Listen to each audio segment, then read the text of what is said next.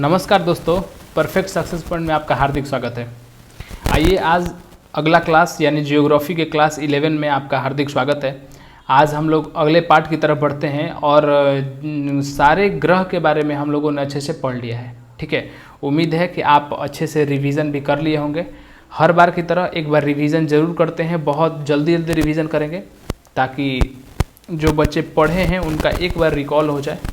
ठीक है, जो बच्चे नहीं पढ़े हैं यह वीडियो, कृपया एक बार यह वीडियो ज़रूर देखें, तब जाकर उनको अच्छे से समझ में आएगा। ठीक है, देखिए शनि के बारे में पढ़ा था कि शनि दूसरा सबसे बड़ा ग्रह है। शनि दूसरा सबसे बड़ा ग्रह है। एक मिनट, सबसे पहला बड़ा ग्रह कौन सा है? बृहस्पति है। दूसरा सबसे बड़ा ग्रह शनि है। इसके तल के चारों ओर वलय हैं जिसकी संख्या कितनी है? 7 है। यह देखने में आपको कैसा दिख रहा है? पीला दिखाई दे रहा है, यानी कि पीले तारे के समान यह दिखाई देता है आपको। इसका घनत्व तो जो होता है सभी ग्रह से कम होता है, यानी यह जल में तैरने लगता है। इतना मैंने पढ़ा था। इसका सबसे बड़ा उपग्रह के बारे में देखा जाए तो यह टाइटन था, जो कि बुध ग्रह के बराबर है। बुध टाइटन उपग्रह है जो किस ग्रह के बराबर है? बुध के बराबर है। ठीक है, टाइटन की खोज किसने किया था? 1665 में क्रिश्चियन हाइजोन ने किया था। डेनमार्क यह निवासी थे। यह एकमात्र ऐसा उपग्रह है जिसके पास पृथ्वी जैसा अपना वायुमंडल है। क्या बोला गया? टाइटन के पास अपना वायुमंडल है, ऐसा एकमात्र यह उपग्रह है। इसके अलावा कोई भी उपग्रह नहीं जिसके पास वायुमंडल है। फोबे नामक शनि का उपग्रह है। इसकी कक्षा में घूमने के विपरीत दिशा में परिक्रमा करता है। ठीक है, फोबे जो है अपन शनि जैसे घूमता है ना, उसके उल्टा जो है फोबे घूमता है। फोबे एक उपग्रह है, शनि का उपग्रह है। अरुण, जिसे यूरेनस कहा जाता है, अरुण के बारे में देखा जाए तो आकार में तीसरा सबसे बड़ा ग्रह है। इसका तापमान की बात की जाए तो -215 डिग्री सेल्सियस होता है अरुण का तापमान। अरुण की खोज की थी विलियम हर्शल ने। 1781 में विलियम हर्शल ने इसकी खोज की थी। इसके पास 9 वलय हैं जिसका 5 नाम alpha, beta, gamma, delta, epsilon आपने देखा अभी। ठीक है, चलिए यह अपने अक्ष पर पूरब से पश्चिम यानी दक्षिणावर्त घूमता है। इसके उपग्रह भी पूरब से पश्चिम ही घूमते हैं, इतना हम लोगों ने पढ़ लिया है। यहाँ सूर्योदय यानी पश्चिम में और सूर्यास्त कहाँ होता है? पूरब में होता है। इसे लेटा हुआ ग्रह कहा जाता है, यानी सूर्य की तरफ अधिक झुकाव के कारण इसे लेटा हुआ ग्रह कहा जाता है। इसका सबसे बड़ा उपग्रह टाइटेनिया, किसका? अरुण का। अरुण का सबसे बड़ा उपग्रह कौन सा है? टाइटेनिया है। ओके, वरुण के बारे में, नेपच्यून के बारे में देखा जाए तो इसकी खोज, वरुण की खोज जहान गाले ने की थी। सूर्य से सबसे दूर स्थित ग्रह है और वरुण जो है सूर्य से सबसे दूर स्थित ग्रह। वरुण की खोज 1846 में जहान गाले ने की थी। इसके चारों ओर बहुत शीतल यानी अति शीतल मीथेन का बादल छाया हुआ है। तो पूछेगा कौन से ग्रह के चारों तरफ मीथेन का बादल छाया हुआ है? तो वह वरुण है। इसका प्रमुख उपग्रह ट्राइटन है। ट्राइटन नाम देखिए, ट्राइटन। टाइटन जो था वह अलग था। ठीक है, टाइटन अलग था शनि का, और ट्राइटन किसका है? वरुण का है। ओके, पृथ्वी 5वां बड़ा ग्रह है। पृथ्वी अक्ष और लंब के बीच में 23.5 डिग्री का झुकाव होता है, और अक्ष और कक्षा तल के बीच में 66.5 डिग्री का झुकाव है। यह पिछले वीडियो में अच्छे से हम लोगों ने देखा है। एकमात्र ऐसा ग्रह है जिस पर जीवन है। एक एक पॉइंट देखते रहिएगा। अगला पॉइंट, इसका एकमात्र उपग्रह चंद्रमा है। इसका विषुवतीय व्यास 12,756 किलोमीटर है और ध्रुवीय व्यास 12,713.6 किलोमीटर है, और दोनों का अंतर देखा जाए तो 43 किलोमीटर है। ठीक है, पृथ्वी का औसत व्यास 12,742 किलोमीटर औसत व्यास। इसकी गणना इरेटोस्थनीज ने की थी। औसत व्यास की गणना किसने की? इरेटोस्थनीज ने की। सूर्य से पृथ्वी की दूरी 149.6 मिलियन किलोमीटर है। अक्ष पर पश्चिम से पूरब 1610 किलोमीटर प्रति घंटा की स्पीड से यह क्या होता है? घूमती है पृथ्वी। अपने अक्ष पर पृथ्वी पश्चिम से पूरब घूमती है पहली बात, और कितना स्पीड से? 1610 किलोमीटर प्रति घंटा की चाल से 23 घंटा 56 मिनट 4 सेकंड में एक चक्कर लगाती है, जिसे घूर्णन या दैनिक गति कहते हैं। सूर्य की एक परिक्रमा करने में 365 दिन 6 घंटा लगता है, और यह परिक्रमा 30 किलोमीटर प्रति सेकंड यानी 29.8 किलोमीटर प्रति सेकंड की स्पीड से करती है, जिसे वार्षिक गति या परिक्रमण गति कहते हैं। यानी कि सूर्य के चारों तरफ घूमने की गति को वार्षिक गति कहा जाता है। पृथ्वी को सूर्य की एक परिक्रमा पूरा करने में लगा समय सौर वर्ष कहलाता है, यानी 365 दिन 6 घंटा लगता है। ठीक है, सौर वर्ष जो है कैलेंडर वर्ष से 6 घंटा बढ़ जाता है। यह पिछले वीडियो में अच्छे से समझा दिया है मैंने। आप जो समझ में नहीं आए पिछला वीडियो जरूर देखें। पृथ्वी पर ऋतु परिवर्तन होता है, किस कारण? इसके अक्ष पर झुके होने के कारण, पहला पॉइंट। और दूसरा पॉइंट, सूर्य के सापेक्ष इसकी स्थिति में परिवर्तन यानी वार्षिक गति कारण, यानी अक्ष पर झुके कारण और वार्षिक गति कारण क्या होता है? ऋतु परिवर्तन होता है। और दिन रात का छोटा बड़ा वार्षिक गति कारण होता है। ठीक है, आकार में यह शुक्र के समान है। पूछा जाएगा पृथ्वी किसके समान है? शुक्र के समान है। नीला ग्रह पृथ्वी को कहा जाता है जल की उपस्थिति कारण। सूर्य के बाद पृथ्वी का निकटतम तारा है। सूर्य के बाद पृथ्वी का निकटतम तारा कौन सा है, प्रॉक्सिमा सेंचुरी है। सूर्य के बाद पृथ्वी, सूर्य के बाद पृथ्वी का निकटतम तारा कौन सा है, प्रॉक्सिमा सेंचुरी है। यह अल्फा सेंचुरी का समूह का एक तारा है और यह प्रॉक्सिमा सेंचुरी सूर्य का भी निकटतम तारा है। प्रॉक्सिमा सेंचुरी सूर्य से इसकी दूरी 4.22 प्रकाश वर्ष दूर है। ठीक है। साइरस या डॉग स्टार क्या है, एक तारा है एक प्रकार का, पृथ्वी से 9 प्रकाश वर्ष दूर है साइरस डॉग स्टार और सूर्य के से दोगुना द्रव्यमान का तारा है। रात्रि में दिखाई देने वाला सर्वाधिक चमकीला तारा साइरस या डॉग स्टार है। इतना हम लोगों ने पढ़ा है। मैं बार बार बोलता हूँ कि अगर जो बच्चे नए हैं उनको बिल्कुल समझ में नहीं आया होगा मैंने जो अभी बोला, क्यों, क्योंकि मैं बस एक बार रीडिंग लगाता हूँ ताकि जो बच्चे याद करके आए हैं उनको एक बार रिवीजन करने का मौका मिल जाए। जो बच्चे नहीं पढ़े हैं कृपया पिछला वीडियो पढ़ें और फिर शुरू से जब वीडियो पढ़िएगा ना, मतलब एक क्लास फिर दूसरा क्लास तीसरा क्लास, तब समझ में आएगा कि हाँ कितना अच्छे से रिवीजन का फ़ायदा मिल रहा है। ठीक है। चलिए, अब जो बच्चे नए भी हैं उनको यहाँ से समझ में आएगा यूट्यूब पे, और जो बच्चे यूट्यूब पे नए हैं और नहीं पढ़े हैं कृपया शुरू से मेरा क्लास ज़रूर देखें। चलिए क्लास 11 की तरफ देखते हैं। क्लास 11 में क्या है, आइए पहले अपना ये लगा लेते हैं। एक मिनट रुक जाइए।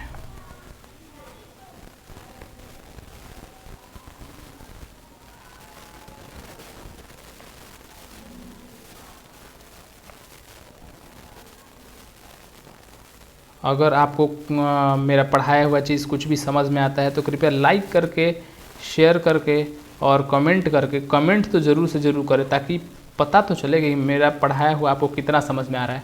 अगर आप ऐसे नहीं मेरा पढ़ाया हुआ वीडियो को समर्थन करेंगे तो फिर मेरा भी मनोबल नहीं बढ़ पाएगा, इसीलिए कृपया ज़रूर ऐसा करें। ठीक है। यह है आपका क्लास 11, जियोग्राफी का क्लास 11 है। एक मिनट,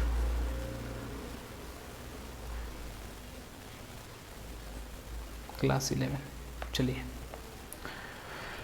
क्लास 11 में क्या देखना है, चंद्रमा के बारे में अब देखना है। अब हम लोगों को किसके बारे में देखना है, चंद्रमा के बारे में।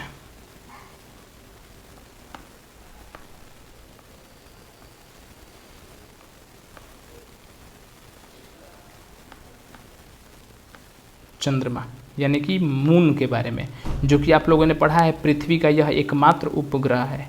यह किसका उपग्रह है, पृथ्वी का उपग्रह है। आप लोगों ने अच्छे से पढ़ा है।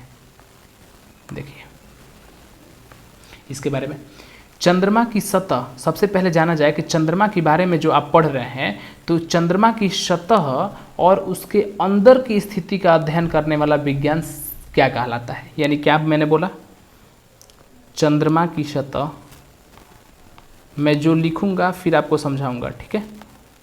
चंद्रमा की सतह और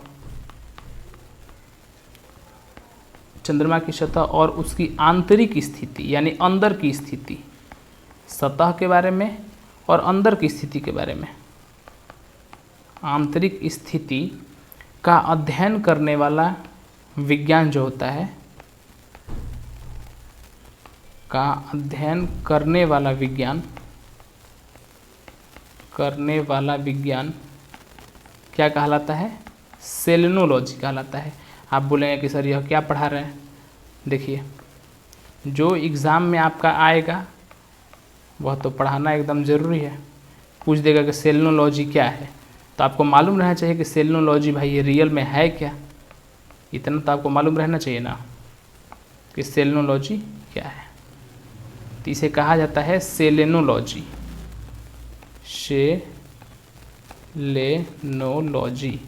सेलेनोलॉजी। अब क्या है सेलेनोलॉजी, देखिए मैंने बोला कि चंद्रमा की सतह, यह चंद्रमा हो गया मान लीजिए, तो चंद्रमा के जो उप सतह होगा, जैसे पृथ्वी का हम लोग सतह देखते हैं जहाँ रहते हैं हम लोग, तो वैसे ही चंद्रमा पर भी सतह होगा। तो बोलिएगा कि हाँ चंद्रमा पर भी सतह तो होगा, जगह होगा। और उसके अंदर की स्थिति, जैसे पृथ्वी के ऊपर का सतह और पृथ्वी के अंदर की स्थिति, जमीन के अंदर का स्थिति, वैसे ही चंद्रमा भी गोल प्रकार का है, तो इसके अंदर की भी स्थिति कुछ होगी पूरे गोल में। जैसे गोल एक फुटबॉल है, तो फुटबॉल जो गोल है तो फुटबॉल के ऊपर ऊपर हो गया सतह इसका, ठीक है। ऊपर पर क्या हो गया इसका सतह, और इसके अंदर की जानकारी आंतरिक स्थिति हो गई। वैसे ही चंद्रमा के सतह का अध्ययन, ऊपर का अध्ययन और अंदर की स्थिति करने वाला का अध्ययन करने वाला जो विज्ञान है सेलेनोलॉजी कहलाता है। तो आप बोलिए कि अच्छा, यानी कि अगर जैसे ही आप बोलिएगा सेलेनोलॉजी तो हमको समझ जाना है कि उसका सतह का अध्ययन भी हो रहा है और आंतरिक स्थिति का भी अध्ययन करने वाला एक विज्ञान है। तो हाँ, सेलेनोलॉजी एक प्रकार का विज्ञान है। पहला बात, कोई भी लॉजी आता है तो अपने आप में एक विज्ञान होता है वह, ठीक है। तो सेलेनोलॉजी एक विज्ञान है। कैसा विज्ञान? तो ऐसा विज्ञान जो चंद्रमा की सतह और उसकी आंतरिक स्थिति का अध्ययन करता है। तो अच्छा, उसकी आंतरिक स्थिति का भी अध्ययन करने वाला विज्ञान सेलेनोलॉजी कहलाता है। तो हाँ, तो सेलेनोलॉजी वर्ड याद रखिएगा कि यह चंद्रमा का सतह से रिलेटेड विज्ञान है जिसका अध्ययन करता है, ठीक है। अगला पॉइंट देखते हैं। अगला पॉइंट क्या है? चंद्रमा पर धूल का भी मैदान होगा। आप बोलिए कि हाँ, जैसे पृथ्वी पर धूल का मैदान है तो चंद्रमा पर भी धूल का मैदान होगा। चंद्रमा पर धूल का मैदान तो होगा, इसमें कोई शक नहीं है। तो हाँ सर, कोई शक नहीं है, धूल का मैदान होगा। तो उसे क्या बोला जाता है? कुछ नाम है, तो कंपटीशन में आता है, इसलिए मैं लिखवा दे रहा हूँ। चंद्रमा पर जो धूल का मैदान है उसे शांति सागर कहा जाता है। क्या कहा जाता है? शांति सागर, शांति सागर कहा जाता है। यानी जो धूल का मैदान है उसे शांति सागर कहा जाता है। तो हाँ, पूरा शांति सागर। आप बोलिए क्यों शांति सागर नाम दिया गया? शांति सागर इसलिए नाम दिया गया कि पृथ्वी, चंद्रमा पर चूंकि वायुमंडल नहीं है, चंद्रमा पर क्या नहीं है? वायुमंडल नहीं है, वायुमंडल नहीं है। चंद्रमा पर वायुमंडल नहीं है, ये बात दिमाग में रखिएगा। और जब वायुमंडल चंद्रमा पर नहीं है, यानी कि हवा नहीं होगा, तो नहीं, हवा नहीं होगा। तो जब हवा नहीं होगा तो एकदम ना हवा से ही, जैसे हमारे पृथ्वी पर अभी हमारे पास जब बहुत तेज़ आंधी आती है यानी हवा आता है तो क्या होता है? बहुत सारा धूल उड़ता है, बहुत सारे पेड़ पौधे हिलते हैं, बहुत माने कि शांति नहीं रह जाता है, अशांति प्रकार का रहता है। और जहाँ ना कुछ हवा है, ना कोई रोक टोक है, ना कोई रहने वाला है, एकदम शांत इलाका है, तो उसे क्या बोला जाता है? शांति सागर। तो धूल के मैदान को क्या कहा जाता है? वहाँ पे शांति सागर कहा जाता है। चंद्रमा पर, चंद्रमा पर धूल के मैदान को क्या कहा जाता है? शांति सागर, ठीक है, ओके। आगे अगला पॉइंट देखिए। यह चंद्रमा का पिछला भाग, और एक बात और, शांति सागर जो है चंद्रमा का पिछला भाग है। आप बोलिए कि सर समझ में नहीं आ रहा है, हमको थोड़ा समझाइए फिगर दिखा के। चलिए आपको फिगर हम दिखाते हैं अपना, एक प्रकार का फिगर दिखाते हैं। यह हो गया चंद्रमा का एक, यह भाग हो गया, और एक यह भाग, अभी यह भाग हो गया। जब जहाँ जैसा जरूरत तब वैसा मैं पढ़ाऊँगा, सॉरी। देखिए, जो ये वाला भाग दिख रहा है आपका, तो यहाँ पे हम लोग के सामने कौन सा भाग दिखता है? हम लोग के सामने यह वाला भाग दिखता है। हम लोग के सामने यह वाला भाग दिखता है पूरा, ठीक है। तो हम लोग के सामने यह भाग दिखता है, तो हमें क्या पता चलता है कि चंद्रमा जो है, चंद्रमा का यह जगह है जहाँ प्रकाश पड़ता है हमें दिखाई पड़ता है, और जहाँ चंद्रमा के जगह पे प्रकाश पड़ता नहीं है वह कैसा दिखाई देता है? यहाँ पे अंधकार दिखाई दे रहा होगा आपको। यहाँ अंधकार दिखाई दे रहा है, तो हाँ अंधकार तो दिखाई दे रहा है। तो जहाँ पे अंधकार दिखाई दे रहा है ना, वहीं पे है यह, क्या बोलते हैं? शांति सागर। यह चंद्रमा का पिछला भाग है जो अंधकार में होता है, यहीं पे क्या है? शांति सागर है, आपको जो यहाँ पे दिखाई देगा, ठीक है, ओके। यानी कि आप पूरा चंद्रमा का भाग नहीं देख पाते हैं, तो नहीं, पूरा भाग हम लोग नहीं देख पाते हैं। इसका लेट इसीलिए मेरे क्लास में होता है ताकि हमको हर चीज़ समझा के क्लास में बताना है, जल्दी जल्दी भागना नहीं है। इसीलिए कृपया समझ करके इस वीडियो को ज़रूर लाइक करें और समर्थन ज़रूर करें, ठीक है, ओके। आगे देखते हैं। चंद्रमा के दक्षिणी ध्रुव पर स्थित लिबनिट्ज पर्वत चंद्रमा का उच्चतम पर्वत है। अब बोलेगा कि सर आप लिखवा दीजिए कि जो एग्ज़ाम में आए, तो मैं वही सब लिखवा रहा हूँ, एक भी लाइन नहीं छोड़ रहा हूँ कि चंद्रमा का उच्चतम पर्वत बताइए। चंद्रमा पर पर्वत है कि नहीं? तो एकदम है। तो सबसे ऊंचा पर्वत का नाम बताइए। जैसे वो मंगल ग्रह पे मिक्स ओलंपिया थी, निक्स ओलंपिया थी, याद आ रहा होगा आपको, जो कि पूरे सौर मंडल का सबसे ऊंचा पर्वत है। तो वैसे ही चंद्रमा का उच्चतम पर्वत का नाम क्या है? तो चंद्रमा के उच्चतम पर्वत का नाम लिबनिट्ज पर्वत है। क्या नाम है? लिबनिट्ज पर्वत। लिबनिट्ज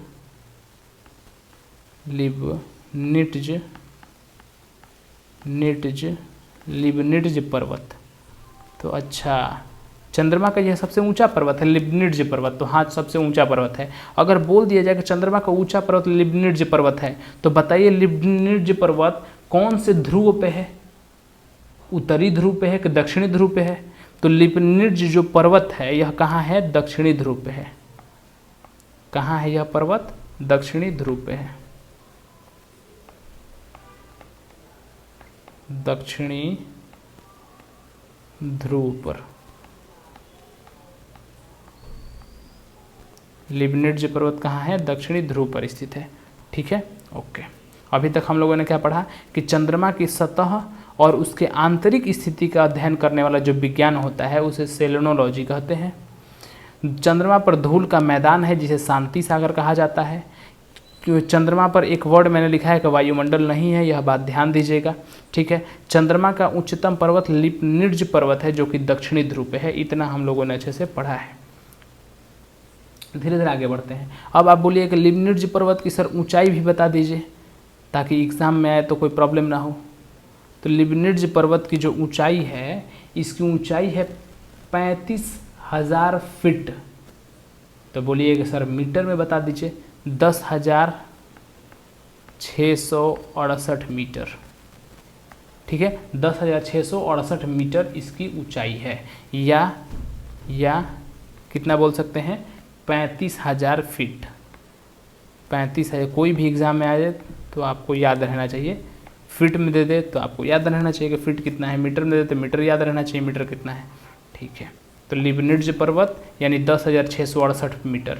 लिबनिट्ज पर्वत 10,668 मीटर ऊंचा है। लिबनिट्ज पर्वत 10,668 मीटर है। लिबनिट्ज पर्वत 10,668 मीटर है या 35,000 फीट है। कहाँ है? दक्षिणी ध्रुव पे है। चंद्रमा का उच्चतम पर्वत है यह। ठीक है,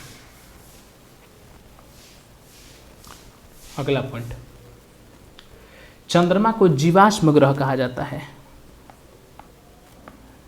जीवाश्म ग्रह, चंद्रमा को जीवाश्म ग्रह इसलिए मैंने बताया था कि याद रखिए कि वायुमंडल नहीं है, जीवाश्म ग्रह कहते हैं। चंद्रमा को कौन सा ग्रह कहते हैं? जीवाश्म ग्रह कहते हैं। क्यों? चंद्रमा को क्यों जीवाश्म ग्रह कहते हैं? यह दिमाग में आएगा तो देखिए। चूँकि मेरा लॉजिक समझिएगा, चूँकि चंद्रमा पर कोई भी क्या है? वायुमंडल नहीं है, वायु का मंडल नहीं है, वायुमंडल नहीं है, यानी कि वायु नहीं है। तो जब वायु नहीं है, तो जब वायु आएगी नहीं, तो जो यहाँ पदार्थ रखा हुआ है वह रखा का रखा रह जाएगा। हमारे यहाँ कहाँ क्या होता है कि जो चीज़ रखा हुआ है वायु के वजह से कभी कट जाता है, कभी हट जाता है यहाँ से, कभी एक जगह से दूसरे जगह चला जाता है, कभी नष्ट हो जाएगा, यानी नष्ट होते रहेगा। लेकिन यहाँ का जो चीज़ है वो नष्ट नहीं होगा, हजारों सैकड़ों वर्षों तक जैसा है वैसा ही रहेगा। तो इसीलिए चंद्रमा पर जितने भी जीवाश्म हैं वह सुरक्षित रहेंगे। चंद्रमा पर जितने भी जीव के अस्म हैं या जो भी है वो वहाँ पे मतलब पहले से हर ग्रह पे कुछ ना कुछ है, हर पर्वत में कुछ ना कुछ है संसाधन। ठीक है, तो जो भी जीवाश्म चीज़ है तो वह चंद्रमा पर जैसा है वैसा का वैसा रहेगा, वो नष्ट नहीं होता है। क्यों? क्योंकि वायुमंडल नहीं है। बस इतना कॉन्सेप्ट के लिए मैं बताया आपको। एग्जाम में कॉन्सेप्ट नहीं पूछेगा, बस क्या पूछेगा कि चंद्रमा को मतलब किसको जीवाश्म ग्रह कहा जाता है, तो ऑप्शन आपको चंद्रमा मारना है। चंद्रमा को जीवाश्म ग्रह कहा जाता है। ठीक है, क्यों कहा जाता है? क्योंकि वहाँ वायुमंडल नहीं है, बस लॉजिक यही है। चंद्रमा पृथ्वी की एक परिक्रमा 27 दिन 8 घंटा में पूरी करता है। यानी कि चंद्रमा जो है पृथ्वी की एक परिक्रमा जब करता है, पृथ्वी की एक परिक्रमा जो करता है तो कितने दिन में करता है? 27 दिन 8 घंटा में। तो चंद्रमा जो है, चंद्रमा पृथ्वी की एक परिक्रमा, चंद्रमा पृथ्वी की एक परिक्रमा माने एक चक्कर, एक परिक्रमा कितना दिन में? 27 दिन 8 घंटा, 27 दिन 8 घंटा में लगाता है, 27 दिन 8 घंटा में लगाता है। याद कीजिए 27 दिन 8 घंटा में लगाता है, यानी चंद्रमा पृथ्वी की परिक्रमा कितना देर में लगाता है? 27 दिन 8 घंटा, 27 दिन 8 घंटा, 27 दिन 8 घंटा। चंद्रमा पृथ्वी की एक परिक्रमा कितना देर में लगाता है? 27 दिन 8 घंटा, 27 दिन 8 घंटा। अभी तक हम लोगों ने क्या पढ़ा था कि चंद्रमा की सतह और उसके आंतरिक स्थिति का अध्ययन करने वाला विज्ञान सेलेनोलॉजी। चंद्रमा पर धूल का जो मैदान है उसे शांति सागर कहा जाता है। चंद्रमा का उच्चतम पर्वत का नाम है लिबनिट्ज पर्वत, जो कि दक्षिणी ध्रुव पे है, जिसका ऊंचाई कितना है? 10,668 मीटर या 35,000 फीट, कुछ भी याद कीजिए, 10,668 मीटर। चंद्रमा को जीवाश्म ग्रह कहा जाता है और एक परिक्रमा पूरा करने में 27 दिन 8 घंटा का समय लगाता है। यहाँ तक हम लोगों ने अच्छे से अभी पढ़ा। धीरे धीरे आगे बढ़ते हैं। मेरा प्रयास है कि आपको क्लास में ज़्यादा से ज़्यादा याद कराना, और इसका एक बेहतरीन तरीका यही है कि बार बार रिवीजन करना। ठीक है, इतने ही समय में वह अक्ष पर एक घूर्णन भी करता है। ठीक है, यही कारण है कि चंद्रमा का सदैव एक ही भाग दिखाई देता है, और इतने ही समय में 27 दिन 8 घंटे में ही इतने ही समय में अपने अक्ष पर भी घूर्णन करता है, अपने अक्ष पर एक घूर्णन करता है, अपने अक्ष पर एक घूर्णन करता है। तो आप बोलिए कि पहले समझा दीजिए तब लिखिए, नहीं तो नहीं समझ में आ रहा है। तो देखिए, जैसे मान लीजिए, मेरी भावना समझिएगा, यह है चंद्रमा और यह है पृथ्वी। ठीक है, इसके चारों तरफ यह घूम रहा है, चारों तरफ घूम रहा है। ठीक है, यहाँ आप खड़े हैं, यहाँ आप खड़े हैं और आराम से पृथ्वी को देख रहे हैं। यहाँ आप खड़ा होकर मतलब चंद्रमा को देख रहे हैं, यह रंगने वाला बात हो गया। ठीक है, चंद्रमा को देख रहे हैं आप। तो यह क्या है कि एक अक्ष, जैसे ही यह एक परिक्रमा करता है, यहाँ से एक परिक्रमा किया तो परिक्रमा करके लगाया 27 दिन 8 घंटा में यहाँ आया। ठीक है, तो अपने अक्ष पर भी, यानी कि घूम के फिर से, जैसे ही यहाँ आया तो घूम के फिर से 27.8 मतलब 27 दिन 8 घंटा में अपने अक्ष पर भी घूम गया। अक्ष पर घूमने का मतलब क्या है कि एक चक्कर गोल लगा के फिर से खड़ा हो गया, फिर गोल लगा के खड़ा हो गया, फिर गोल लगा के खड़ा हो गया, फिर गोल लगा के खड़ा हो गया। यह एक चक्कर कहलाता है।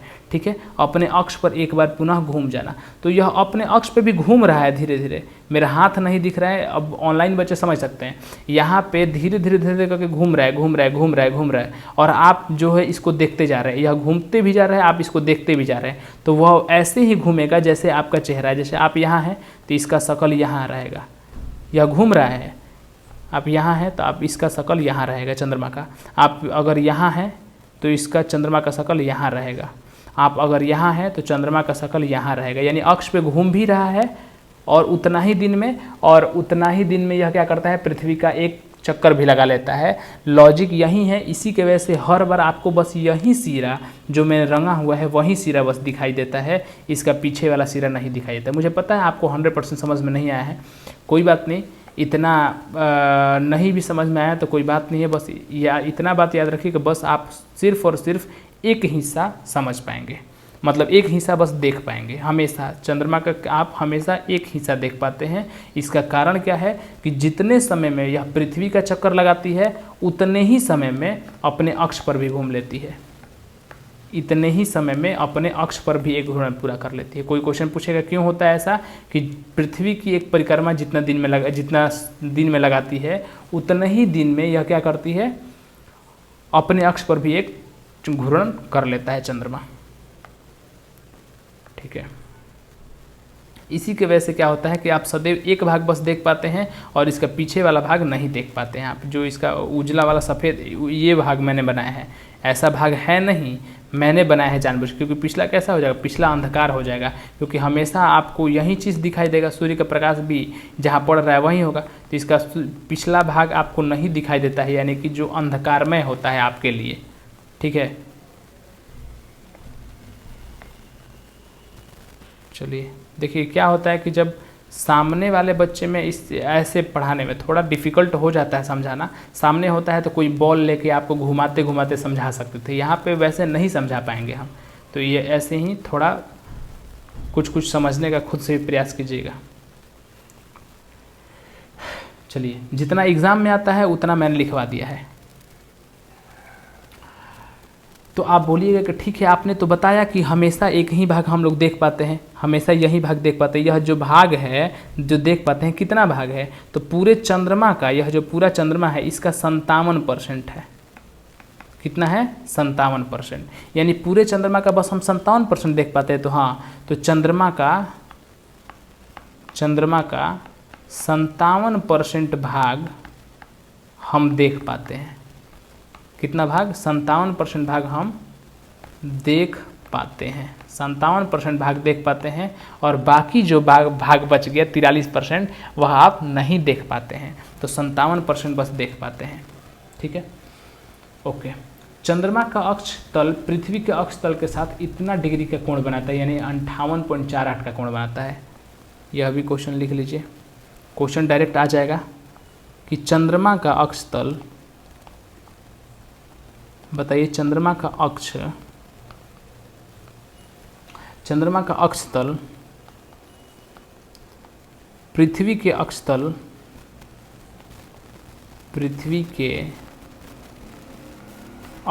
के साथ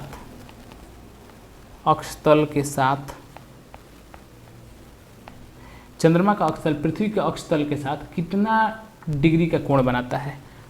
58.48।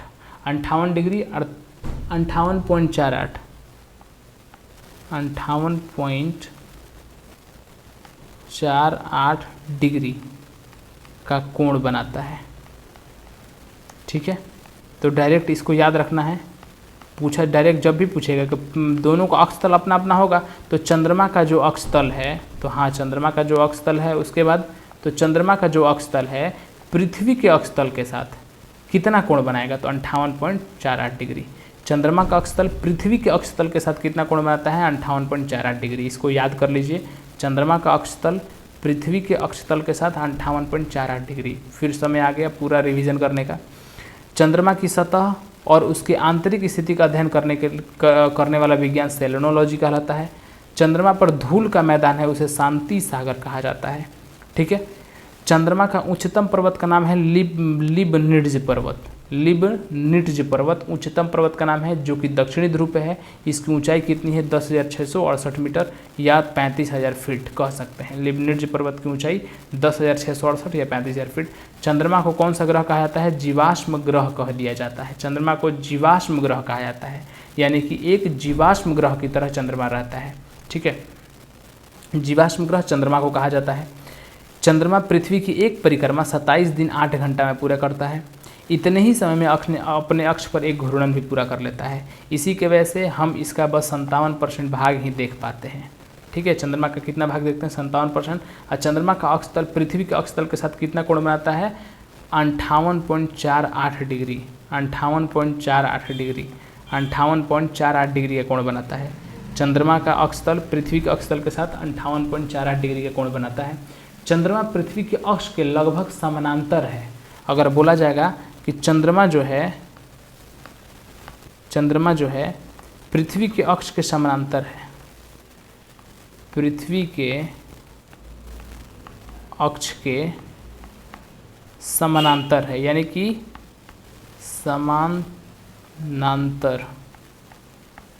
समानांतर है। ठीक है, अगर बोला जाए कि पृथ्वी का अक्ष जो है चंद्रमा का अक्ष कैसे है? लंबवत है, समानांतर है। कैसे है? तो समानांतर है। चंद्रमा का जो अक्ष होगा पृथ्वी के अक्ष का समानांतर देखा जाता है। ठीक है, ओके। इसका परिक्रमा पथ भी दीर्घवृत्ताकार है, यानी चंद्रमा पृथ्वी के दीर्घवृत्ताकार में घूमता है। यह तो ऑफकोर्स बात है कि कोई भी जो कक्षा जो में चक्र जो लगाता है, अपना बड़ा वाला वृत्ताकार अक्ष में चक्कर लगाता है। चंद्रमा का व्यास कितना है? Important question. चंद्रमा का व्यास चंद्रमा का व्यास कितना है? 3480 किलोमीटर।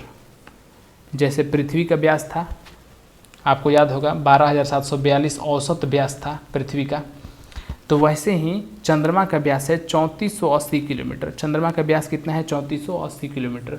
और द्रव्यमान पृथ्वी का 1/81। चंद्रमा का द्रव्यमान देखते रहिएगा, चंद्रमा का द्रव्यमान कितना है?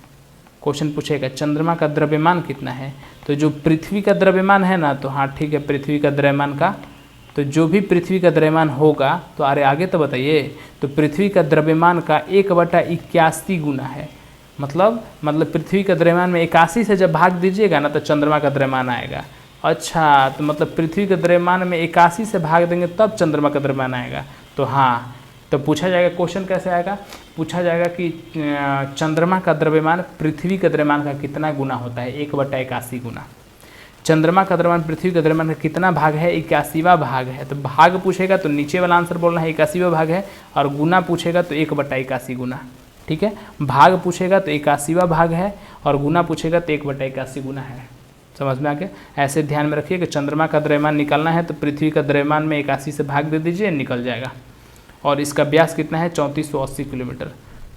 याद करने का तरीका यही है कि बार बार रिवीजन कीजिए। 3480 किलोमीटर। चंद्रमा पृथ्वी का अक्ष के समानांतर है। पूछा जाएगा चंद्रमा का अक्ष पृथ्वी का अक्ष के क्या है? समानांतर है। चंद्रमा का अक्ष पृथ्वी के अक्ष के क्या है? समानांतर है।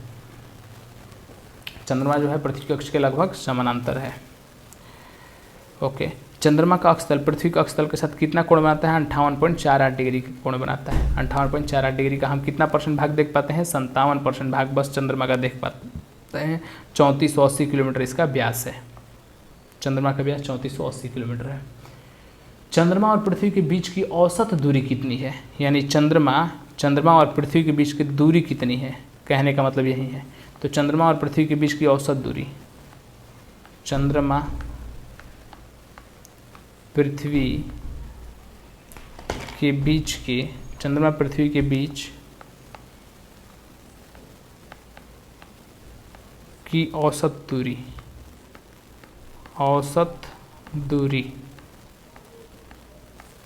चंद्रमा और पृथ्वी के बीच की औसत दूरी कितनी है?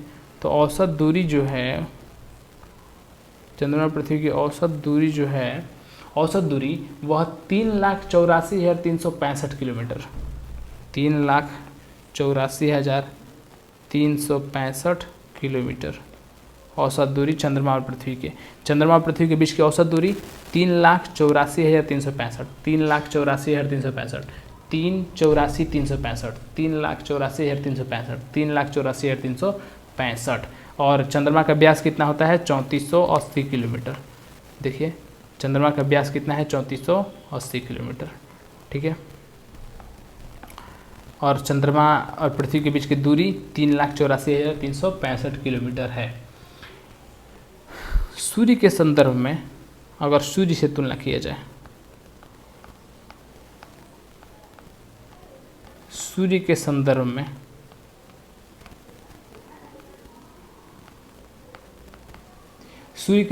चंद्रमा की परिक्रमा की अवधि 29.53 दिन है, 12 घंटे 44 मिनट और 2.8 सेकेंड होती है। इस समय को चंद्रमास या साइनोडिक मास कहा जाता है। ठीक है, तो दो प्रकार से होता है। देखिए, अलग अलग स्थिति के अनुसार अलग अलग चंद्रमा की परिक्रमा अवधि होती है। जैसे सूर्य के संदर्भ में कोई देखे, सूर्य से तुलना करके जब देखे, क्वेश्चन आएगा, एक बार नक्षत्र से तुलना किया जाएगा, एक बार सूर्य से तुलना किया जाएगा। तो जब सूर्य के संदर्भ में देखा जाए अगर अच्छे से, तो सूर्य के संदर्भ में चंद्रमा की परिक्रमा अवधि कितनी होती है? क्वेश्चन ऐसे ही आएगा, सूर्य के संदर्भ में चंद्रमा की परिक्रमा अवधि कितनी होती है?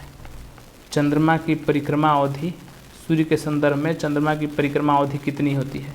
तो चंद्रमा की जो परिक्रमा अवधि होती है ना, वह 29.53 दिन, 29.53 दिन, 29.53 दिन। आप बोलिएगा 5-3 दिन मतलब, इसको अगर अच्छे से लिखना चाहें तो इसको आप लिख सकते हैं,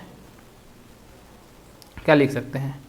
29 दिन, ठीक है, 12 घंटा।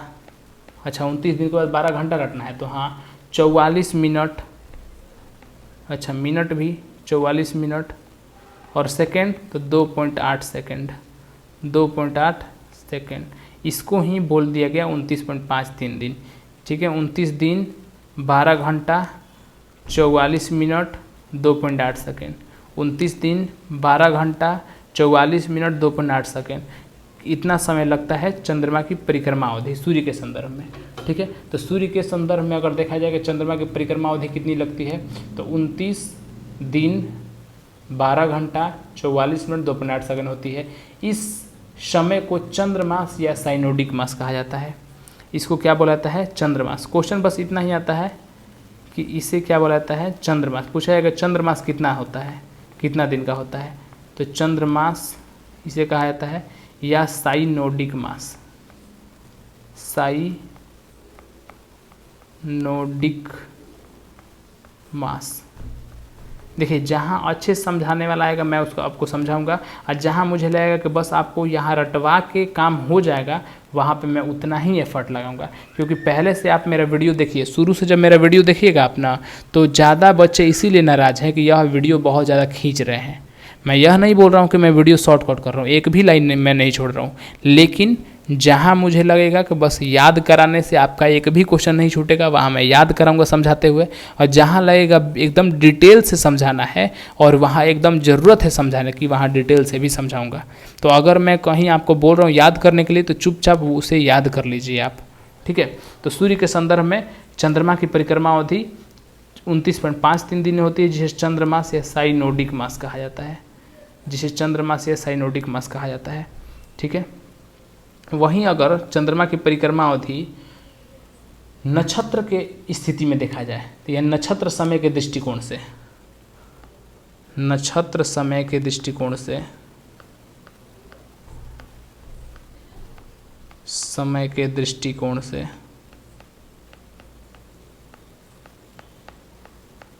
नक्षत्र समय के दृष्टिकोण से अगर देखा जाए, नक्षत्र के दृष्टिकोण से देखा जाए, तो चंद्रमा की परिक्रमा कितने समय में होती है? यानी कि नक्षत्र समय के दृष्टिकोण से चंद्रमा लगभग 27.5 दिन में पुनः उसी स्थिति में होता है। यानी कि चक्रण का मतलब क्या होता है? परिक्रमा अवधि मतलब चंद्रमा अपने जगह पे, जैसे चंद्रमा यहाँ पे है तो यहाँ से स्टार्ट किया, तो यहाँ से घूमते घूमते घूमते घूमते फिर अपने जगह पे आ गया, तो चंद्रमा की अपनी परिक्रमा की बात हो रही है। तो सूर्य के संदर्भ में अगर देखा जाए कि जो कोई सूर्य पे खड़ा हो जाए और सूर्य पे खड़ा हो जाए, जाके देखे चंद्रमा पर चंद्रमा कितना देर में घूम रहा है, तो जब सूर्य के संदर्भ में देखा जाए, यानी सूर्य के स्थिति में कोई खड़ा होकर देखे कि हम सूर्य के पास खड़ा है, मान लीजिए कोई खड़ा तो होगा नहीं, जाके जल जाएगा वहाँ पे, मान लीजिए कि कोई सूर्य पे खड़ा है और खड़ा होकर देख रहा है कि चंद्रमा भाई एक चक्कर लगाने में कितना समय लगा रहा है, चंद्रमा एक चक्कर लगाने में कितना समय लगा रहा है, तो सूर्य के संदर्भ में देखा जाए तो पता चला कि 29.5 दिन लगेगा। वहीं नक्षत्र के संबंध में देखा गया, नक्षत्र के पास जाके देखा गया कि नक्षत्र से जब देखा, दृष्टिकोण से देखा जाए, तो उसके हिसाब से चंद्रमा की परिक्रमा कितनी देर में हो जा रही है? चंद्रमा अपना एक परिक्रमा 27.5 दिन में कर ले रहा है। तो नक्षत्र के हिसाब से देखा जाए तो चंद्रमा अपनी परिक्रमा 27.5 दिन में ही पूरा कर ले रहा है, और सूर्य के दृष्टिकोण से देखा जाए तो चंद्रमा की परिक्रमा 29.53 दिन में होता है, जिसे चंद्रमास या साइनोडिक मास कहा जाता है। जिसे क्या कहा जाता है? चंद्रमास या साइनोडिक मास। तो सूर्य के संदर्भ में जब चंद्रमा की परिक्रमा देखा जाए तो उसे चंद्रमास कहा जाता है, 29.5 दिन होता है। साइनोडिक मास 29.5 दिन होता है। क्वेश्चन पूछा जाएगा चंद्रमास कितना दिन का होता है, तो 29.53 दिन। साइनोडिक मास बताइए, 29.53 दिन।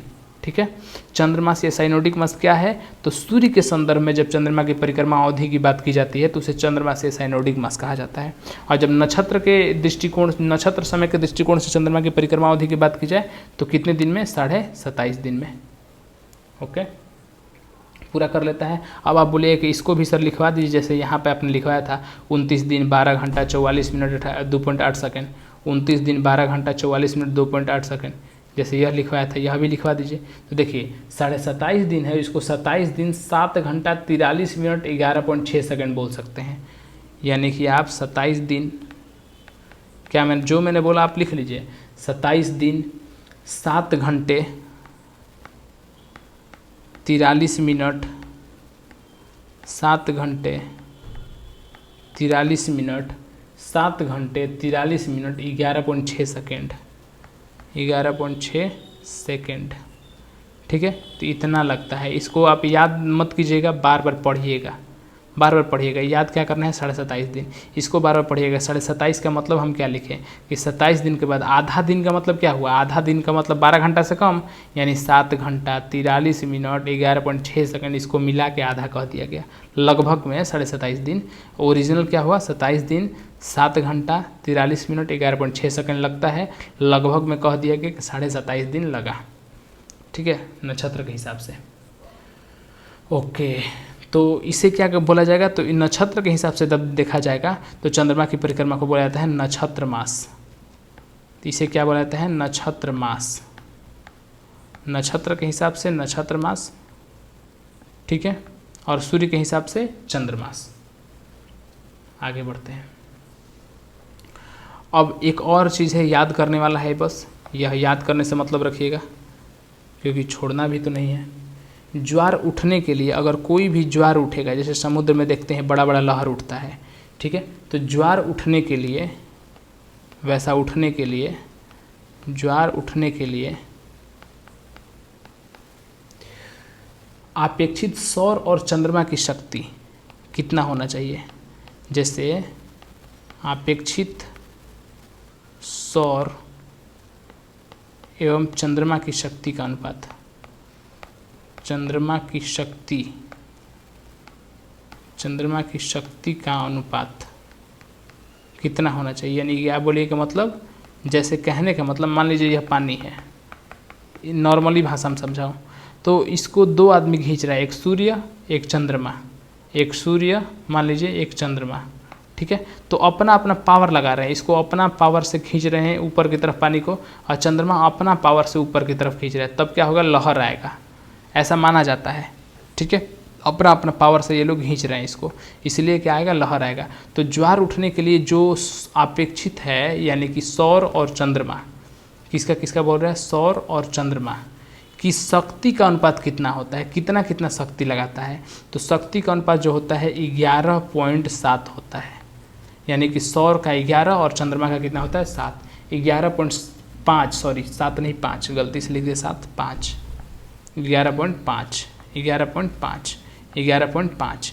तो ज्वार उठने के लिए सूर्य और चंद्रमा की शक्ति का अनुपात कितना होना चाहिए, 11.5। ज्वार उठने के लिए सूर्य और चंद्रमा की शक्ति का अनुपात कितना होना चाहिए, 11.5। ठीक है, नक्षत्र मास कितना होता है, 27.5 दिन। नॉर्मली क्वेश्चन ऐसे ही पूछा जाएगा। नक्षत्र मास बताइए, नक्षत्र मास, तो जैसे ही पूछेगा नक्षत्र मास 27.5 दिन, आंसर होगा 27.5 दिन। पूछा जाएगा चंद्र मास बताइए, चंद्र मास जैसे ही आपसे पूछेगा चंद्र मास बताइए, साइनोडिक मास बताइए, तो चंद्र मास आपको जैसे ही आपको पूछेगा तो 29.53 दिन जो है वही आंसर आपको देना है, 29.53 दिन। चंद्र मास या साइनोडिक मास 29.53 दिन। ठीक है, ओके। चंद्रमास में किससे तुलना हो रहा है, सूर्य के संदर्भ में देखा जा रहा है, और नक्षत्र मास में नक्षत्र के संबंध में देखा जा रहा है। ओके, अपोलो के अंतरिक्ष यात्री द्वारा लाए गए चट्टान से पता चला कि चंद्रमा भी उतना ही पुराना है जितना पृथ्वी है। यानी कि अब बोले अपोलो क्या है, तो देखिए एक चीज़ मैं बता दूं आपको फोटो के थ्रू, देखिए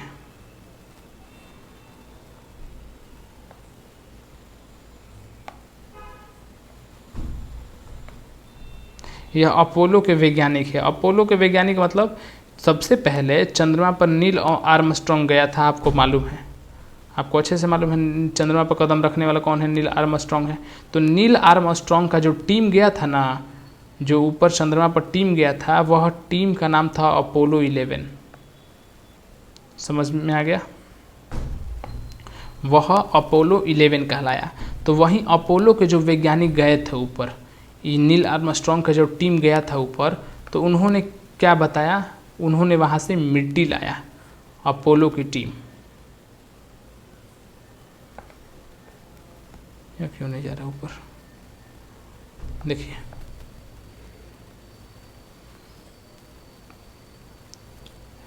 अपोलो के अंतरिक्ष है यहाँ, अपोलो के अंतरिक्ष यात्री, यानी कि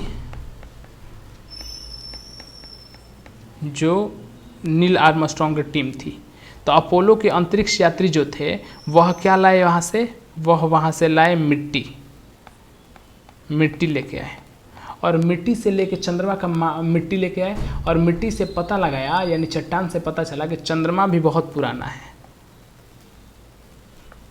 चंद्रमा के चट्टान से पता लगाया, चंद्रमा के चट्टान से पता लगाया पृथ्वी भी उतनी ही पुरानी है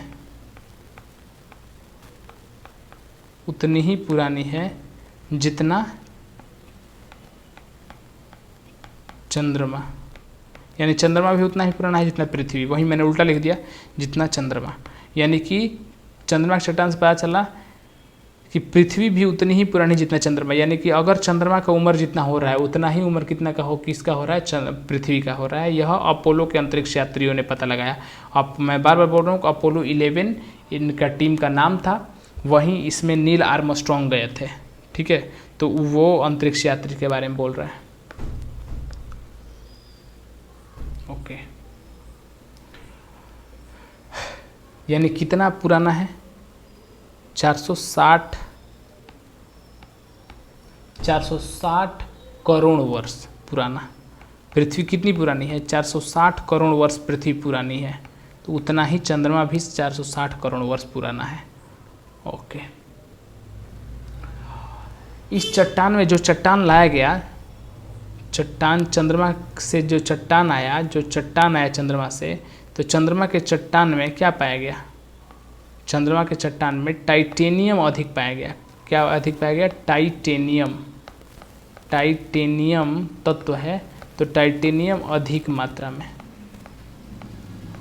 मात्रा में पाया गया। तो पूछा जाएगा कि जो अपोलो के यात्री थे वह जब चंद्रमा के से चट्टान लेके आए थे तो उस चट्टान में किस तत्व का प्रचुर मात्रा थी, तो टाइटेनियम की प्रचुर मात्रा थी। किस तत्व की प्रचुर मात्रा थी, टाइटेनियम की प्रचुर मात्रा थी। ठीक है, अभी तक हम लोगों ने क्या पढ़ा, अभी तक पढ़ा चंद्रमा की सतह और उसके आंतरिक स्थिति का अध्ययन करने वाला विज्ञान सेलेनोलॉजी कहलाता है।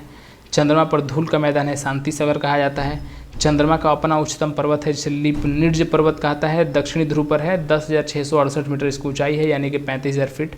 चंद्रमा को जीवाश्म ग्रह कहा जाता है। चंद्रमा पृथ्वी की एक परिक्रमा 27 दिन 8 घंटे में लगाता है, एक परिक्रमा। इतने ही समय में अपने अक्ष पर भी घूम लेता है, इसीलिए चंद्रमा का 57% भाग हम देख पाते हैं। चंद्रमा का अक्षतल पृथ्वी के अक्षतल के साथ 58.48 डिग्री का कोण बनाता है। चंद्रमा का अक्षतल पृथ्वी के अक्षतल के साथ 58.48 डिग्री का कोण बनाता है। चंद्रमा पृथ्वी के अक्ष के समानांतर है। चंद्रमा का व्यास 3480 किलोमीटर है। चंद्रमा का द्रव्यमान पृथ्वी के द्रव्यमान का 1/81 गुना है। चंद्रमा पृथ्वी के बीच की औसत दूरी 3,84,365, 3,84,365, 3,84,365, 3,84,365, 3,84,365 किलोमीटर है। सूर्य के संदर्भ में देखा जाए तो चंद्रमा की परिक्रमा अवधि 29.53 दिन है, जिसे चंद्रमास कहा जाता है। इसे चंद्रमास या साइनोडिक मास कहा जाता है। ठीक है, 29.53 दिन मतलब 29 दिन 12 घंटा 44 मिनट 2.8 सेकेंड। बार बार बस पढ़िएगा, याद हो जाएगा। बार बार जब जब पढ़िए, रोज़ प्रैक्टिस कीजिए इसे पढ़ने का। ठीक है। नक्षत्र समय के दृष्टिकोण से अगर देखा जाए तो चंद्रमा की परिक्रमा अवधि 27.5 दिन होती है नक्षत्र मास के हिसाब से। ठीक है, ज्वार उठने के लिए अपेक्षित सौर और चंद्रमा की शक्ति 11.5 होता है। अपोलो के यात्री ने पता लगाया था कि चंद्रमा के चट्टान जो है वह मतलब चंद्रमा जो है पृथ्वी जितना ही पुराना है, चंद्रमा के चट्टान से पता लगा था। और इस चट्टान में टाइटेनियम अधिक मात्रा में पाया जाता है। इतना हम लोगों ने अच्छे से। चलिए देखते हैं सुपर मून क्या है। सुपर मून के बारे में अभी हम लोग अच्छे से पढ़ेंगे। तो सुपर मून नाम से ही है कि मून भी है तो कैसा है, सुपर है। ठीक है, तो कुछ ना कुछ मून में सुधार जरूर आया होगा। मून में कुछ ना कुछ और ज़्यादा कुछ देखने को मिलेगा। जैसे जब चंद्रमा पृथ्वी के सबसे निकट होता है तो उस स्थिति को सुपर मून कहते हैं। अच्छा, तो जब चंद्रमा, जैसे मान लीजिए कि यह पृथ्वी है, तो पृथ्वी के जब सबसे निकट होगा, जैसे जितना निकट हो सके, सबसे जब निकट होगा ना, चंद्रमा जब सबसे निकट हो, यह चंद्रमा है मान लीजिए, यह पृथ्वी है, तो जब सबसे निकट होगा चंद्रमा तो उस स्थिति को बोलते हैं सुपर मून। यह कैसा है? सुपर मून है, यानी कि नज़दीक होगा तो हमें ज़्यादा बड़ा दिखाई देगा वह, तो उसे सुपर मून कहते हैं, या पेरिजी फुल मून कहते हैं। फुल मून हो गया है, पूरा बड़ा मून हो गया है, मून मतलब चंद्रमा। तो पेरिजी फुल मून या सुपर मून कब? जब चंद्रमा पृथ्वी के निकट हो, दूर हो तो नहीं कहा जाएगा, जब निकट हो तो क्या कहा जाएगा? सुपर मून है यह, क्योंकि हमें उस समय बड़ा दिखाई देता है। इसमें जो चांद है, इसमें चांद 14% बड़ा दिखाई देता है। इसमें चांद कितना परसेंट ज़्यादा बड़ा दिखाई देता है? 14% बड़ा दिखाई देता है, यानी कि जितना पहले आप बड़ा देखते थे उससे 14% ज़्यादा बड़ा होकर यह दिखाई देता है और बड़ा दिखाई देने लगता है। चलिए ठीक है। 30% अधिक चमकीला दिखाई देने लगता है, यानी कि जितना पहले चमकता था उसके गुना 30% ज़्यादा चमकीला। क्यों? क्योंकि वह नज़दीक आ गया है पृथ्वी का, और जैसे ही नज़दीक आएगा कोई भी, तो उसका क्या होगा कि आकार हमें और थोड़ा क्लियर दिखेगा। ठीक है, तो सुपर मून में यही होता है कि जब चंद्रमा जो होता है पृथ्वी के सबसे निकट होता है तो उस स्थिति को हम लोग बोलते हैं सुपर मून या पेरिजी फुल मून। और पेरिजी फुल मून में होता क्या है? 14% बड़ा दिखाई देता है और 30% अधिक चमकीला दिखाई देता है मून जो होता है। ठीक है, तो सुपर मून जो आप अभी शब्द सुने, यह सुपर मून शब्द किसने लाया? तो जो सुपर मून शब्द है यह 1979 में आया। सुपर मून शब्द कब आया? 1979 में। किसने लाया? एक ज्योतिषी साहब थे। एक कौन थे? ज्योतिषी थे। उनका नाम था रिचर्ड नोल। क्या नाम था उनका? Richard known. रिचर्ड नोल द्वारा किया गया, यानी सुपर मून शब्द का प्रयोग 1779 में। सुपर मून शब्द का प्रयोग कब किया गया? 1779 में। 1779 में ज्योतिषी रिचर्ड नोल के द्वारा किया गया।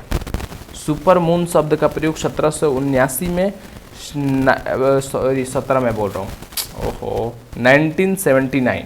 इतना फ़ोन आ रहा है कि दिमाग डिस्टर्ब हो जा रहा है मोबाइल पे। ठीक है, चलिए कोई बात नहीं, थोड़ा एडजस्ट आप कर लीजिएगा। जहाँ गलती हो रहा है मैं दोबारा रिपीट कर दे रहा हूँ उसको। सुपर मून शब्द का प्रयोग 1979 में ज्योतिषी रिचर्ड नोल के द्वारा किया गया। रिचर्ड नोल के द्वारा सुपर मून शब्द का प्रयोग किया गया था। सुपर मून शब्द का प्रयोग रिचर्ड नोल के द्वारा किया गया। ठीक है, चलिए ब्लू मून क्या है? अब ब्लू मून के बारे में पढ़ लीजिए। एक कैलेंडर माह में 2 पूर्णिमाएं होती है। ठीक है, एक कैलेंडर माह की बात की जाए तो अगर 2 पूर्णिमाएं हो जाए, जैसे आप देखते हैं कि अगर कोई भी महीना है तो उसमें एक पूर्णिमा आती है। ठीक है, क्या होती है? एक पूर्णिमा हो रहती है, जिसमें क्या होता है कि चंद्रमा आपको दिखाई देता है बड़ा। तो क्या होता है कि पूर्णिमा के दिन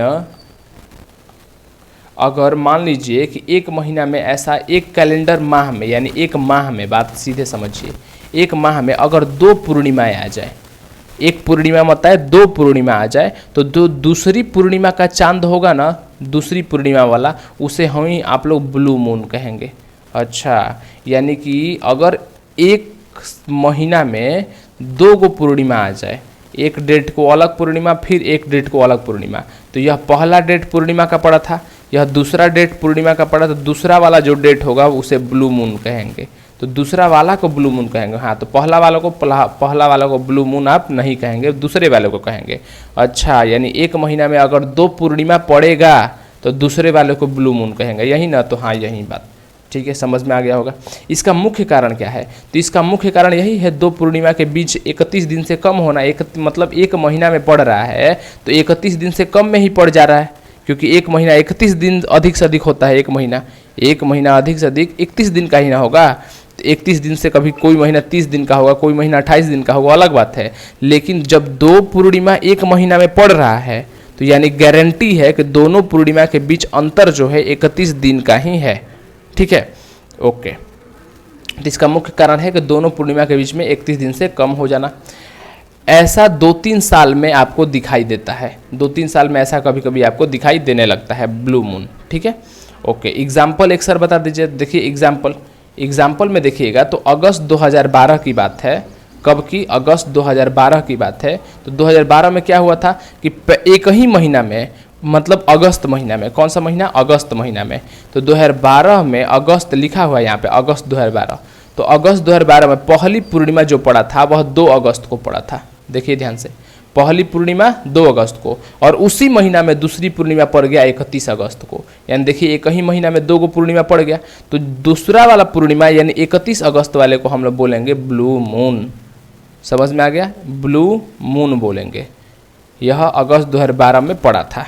ठीक है, चलिए समझ में आ गया। 2 और 31 अगस्त, 2 और 31 अगस्त याद कीजिए 2012 का बात है। 2012 का जब बोला जा रहा था कि पृथ्वी उलट जाएगी, याद है आपको? हम लोग जब उस समय, अब मैं शायद 8 में था कि 7th में, ऐसे ही था मैं। तो ऐसे ही अगर बोला जाए कि पहली पूर्णिमा के बाद अगर दूसरी पूर्णिमा भी एक महीना में पड़ जाए तो उस दूसरे वाले पूर्णिमा को हम लोग ब्लू मून कहेंगे। ठीक है, दूसरी पूर्णिमा के दिन जो हम चंद्रमा दिखाई देगा उस चंद्रमा को ब्लू मून कहेंगे। ठीक है, तो जब किसी विशेष वर्ष में, अगर ये तो ब्लू मून हो गया, सुपर मून हो गया। सुपर मून क्या था?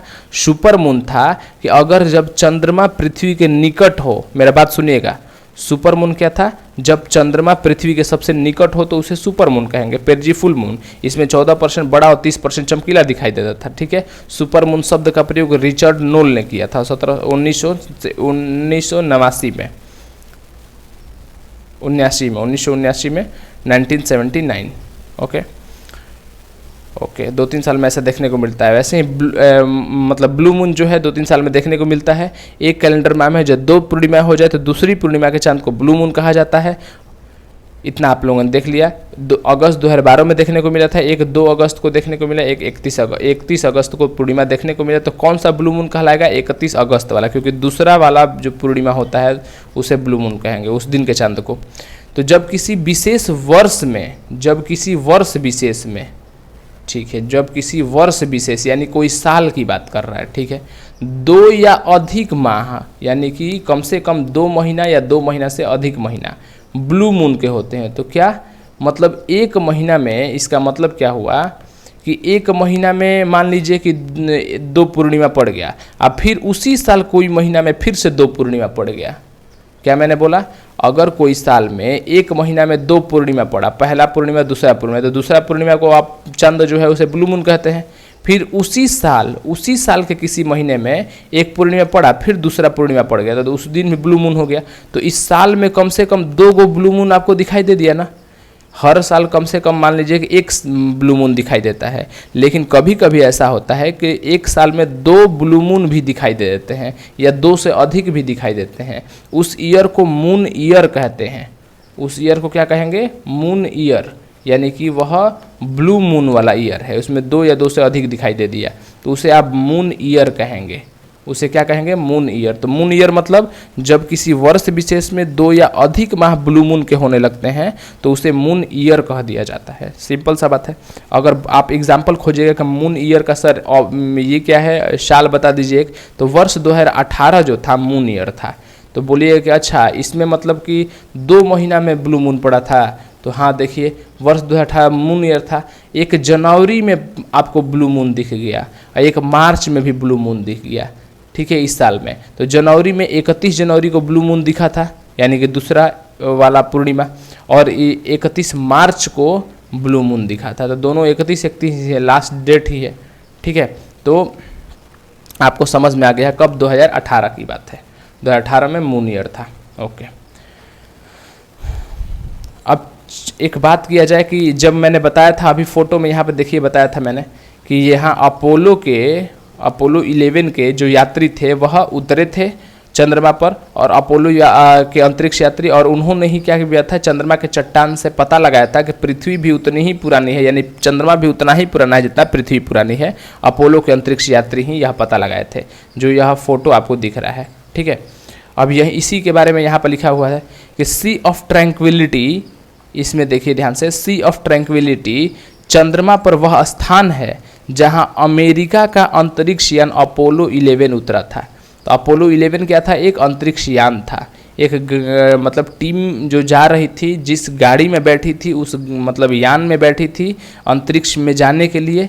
तो वो अंतरिक्ष में जाने के लिए वह अंतरिक्ष यान गया तो उसे अपोलो 11 नाम दिया गया था। ठीक है, इसी में नील आर्मस्ट्रॉन्ग जो थे कमांडर थे उस समय, और वो गए चंद्रमा पर कदम रखने वाले पहले व्यक्ति थे नील आर्मस्ट्रॉन्ग। समझ में आ गया? इन्हीं लोग जो थे क्या बोलते हैं, अपोलो 11 के जो अंतरिक्ष यान से, जो अपोलो 11 एक अंतरिक्ष यान है। सबसे पहले पूछा जाएगा अपोलो 11 है क्या, तो एक अंतरिक्ष यान है।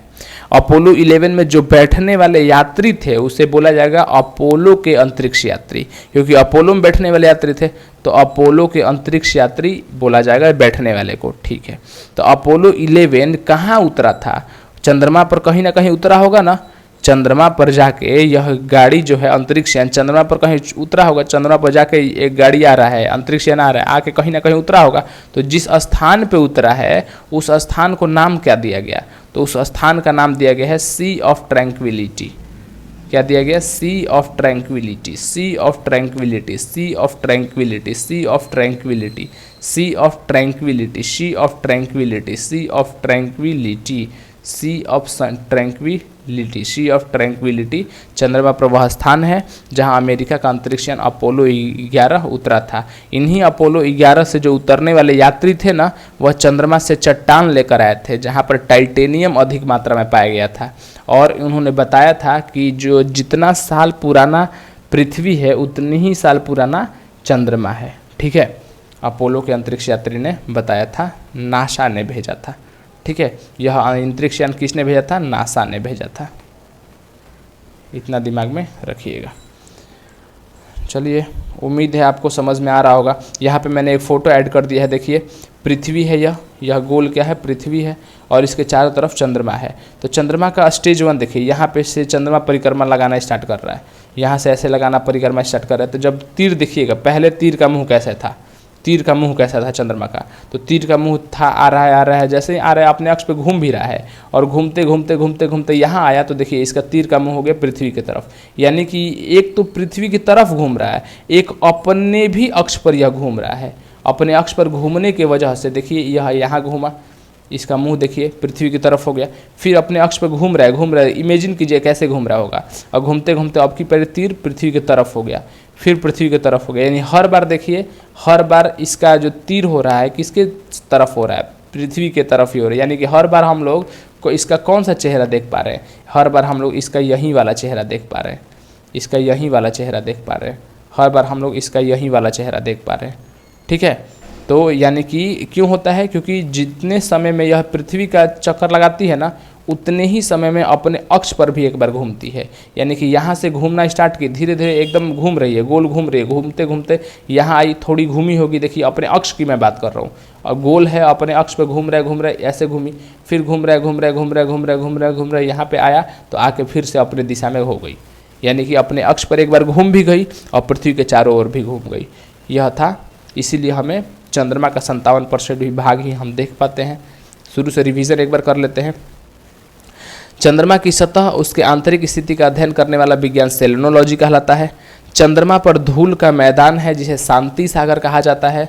चंद्रमा का उच्चतम पर्वत लिबनिट्ज पर्वत है, दक्षिणी ध्रुव पर है, जिसकी ऊंचाई 10,668 मीटर है या 35,000 फीट है। चंद्रमा को जीवाश्म ग्रह कहा जाता है, चंद्रमा को जीवाश्म ग्रह कहा जाता है।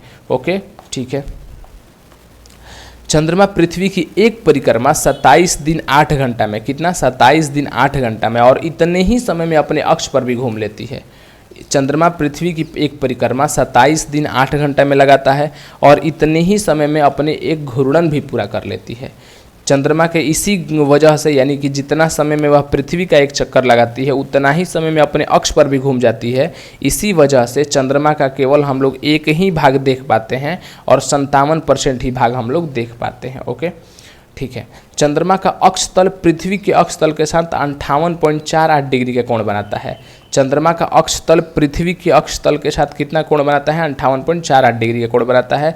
चंद्रमा पृथ्वी के अक्ष के समानांतर है, पृथ्वी के अक्ष के समानांतर है चंद्रमा। ठीक है, यह 2 पॉइंट याद कर लीजिएगा अच्छे से, यह 2 पॉइंट याद कर लीजिएगा। समझाने से ज़्यादा बेहतर है कि आपको यह पॉइंट याद कर लीजिए कि चंद्रमा जो है पृथ्वी के अक्ष के समानांतर है, बस चंद्रमा जो है पृथ्वी के अक्ष तल के समानांतर है।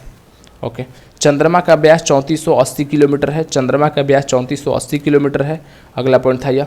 अगला पॉइंट, चंद्रमा का द्रव्यमान निकालिएगा तो पृथ्वी के द्रव्यमान का 1/81 गुना है, या पृथ्वी के द्रव्यमान का 81वां भाग है, 81 से भाग कीजिएगा तो आ जाएगा। ठीक है, चंद्रमा पृथ्वी के बीच की औसत दूरी 3,84,365 किलोमीटर है। औसत दूरी है चंद्रमा पृथ्वी की औसत दूरी 3,84,365 किलोमीटर। सूर्य के संदर्भ में अगर देखा जाए तो चंद्रमा की परिक्रमा अवधि 29.53 दिन है। सूर्य के अगर देखा जाए संदर्भ में तो चंद्रमा की परिक्रमा अवधि 29.53 दिन है, जिसे चंद्रमास कहा जाता है। जिसे क्या कहा जाता है? चंद्रमास या साइनोडिक मास। चंद्रमास या साइनोडिक मास, चंद्रमास या साइनोडिक मास। ठीक है, 29 दिन 12 घंटा 44 मिनट 2.8 सेकेंड लगता है। ओके, अगर नक्षत्र समय के दृष्टिकोण से देखा जाए तो चंद्रमा की परिक्रमा 27.5 दिन में ही हो जाती है, जिसे नक्षत्र मास कहा जाता है। यानी कि अगर बोला जाए नक्षत्र मास कितना दिन का? 27.5 दिन का। और यहाँ पे चंद्र मास कितने दिन का? तो 29.53 दिन का, या साइनोडिक मास। ओके, 27.5 दिन का मतलब 27 दिन 7 घंटा 43 मिनट 11.6 सेकेंड। 27 दिन 7 घंटा 43 मिनट 11.6 सेकेंड। ज्वार उठने के लिए अगर देखा जाए तो सूर्य और चंद्रमा की शक्ति का अनुपात 11:5 होना चाहिए। सूर्य और चंद्रमा की शक्ति का अनुपात कितना होना चाहिए?